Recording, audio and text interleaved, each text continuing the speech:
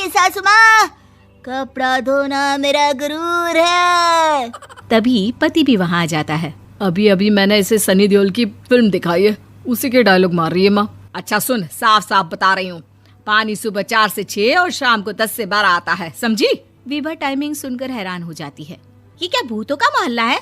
सुबह 4 बजे उठकर कौन कपड़े धोता है? 4 बजे टंकी में पानी जाता है, फिर सारा दिन धोना ना, किसने मना किया?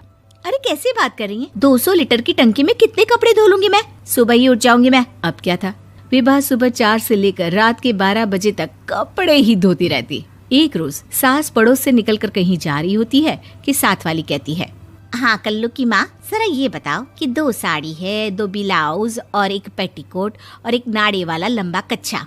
हाँ तो? अरे तो क्या, कितना लोगी धुलाई ये बताओ। धोबन दिख रहे हैं हम क्या? हमारे पति सरकारी नौकरी से अभी अभी रिटायर हुए हैं और बेटा सुपरवाइजर है कोयला फैक्ट्री में। धोबन समझ रखा है हमें?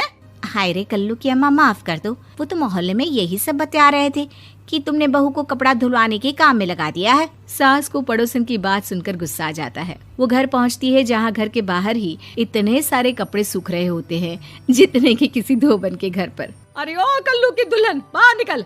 माँ जी यहीं आ जाओ, बाथरूम में चादर धो रहे हैं हम। अरे अभी हम धोते हैं, तुमको बाहर निकलो। ये आस पड़ोस वाले बोल रहे हैं कि हम बहू से कपड़े धुलवा कर उसे कपड़ा धोने वाली बना दिए हैं। अरे छोड़ो ना माँ जी, किन लोगों की बातों में आती हो? आस पास के लोगों का तो काम ही होता है कि वो किसी तरह सास बहू को लड़ा दे।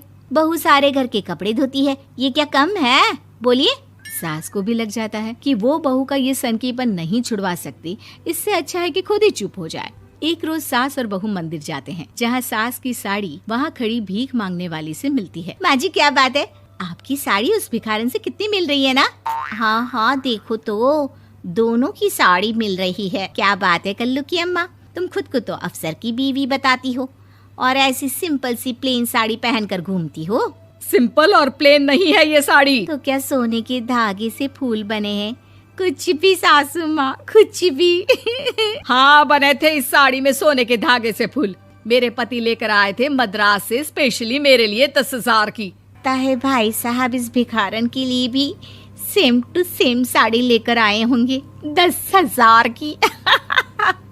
सास उस वक्त तो कुछ नहीं कहती, लेकिन बहू के साथ घर आती है और अलमारी से एल्बम निकाल कर लाती है। ये साड़ी देख रही है, ये वही साड़ी है जिसे मैंने अभी पहना था।